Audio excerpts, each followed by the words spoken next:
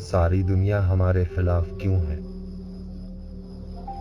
जिल्लत, नाइंसाफी, जुल्म, कत्ल, तबाही।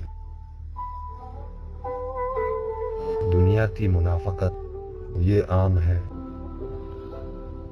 लोग थक चुके हैं। खुदा की किस्म।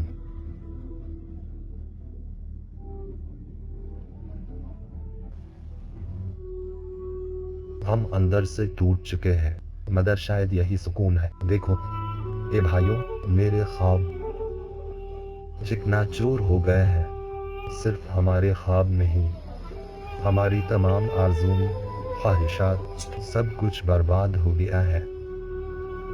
नस्लें, नौजवान, ख़वातीन, ये सब तबाह हो चुका है। इमारतें, सहूलियात और सड़कें, ये सब खस्ता हाल है। जंग को अल्फाज में बयान करना सादा नहीं है मेरे भाइयों। और ज़िल्लत, अंधेरों और तकलीफ में सबसे ज़्यादा आपको क्या दुख देता है?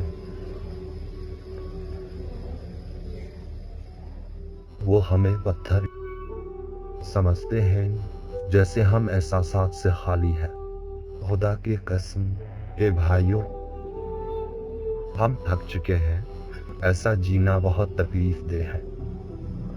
हम 18 महीनों से कह रहे हैं ये तकलीफ दे है। सिर्फ 18 महीने नहीं, हम 75 साल से कह रहे हैं ये तकलीफ दे है, और आज 46वां साल है, फिर भी वही तकलीफ है। फलस्तीन का वक्त खून, दर्द, नुकसान और कैदों से भरा हुआ है। मैं एक कैदी हूँ और हम सब कैदी बन चुके हैं। अजाब और तकालीफ, और दुनिया तमाशा देख रही है। क्या घटिया और मुनाफिक दुनिया है। मैं खुदा के नाम से शब्न खैर कहता हूँ, अब की रात पुरसुकून हो और अब का अंजाम अच्छा हो।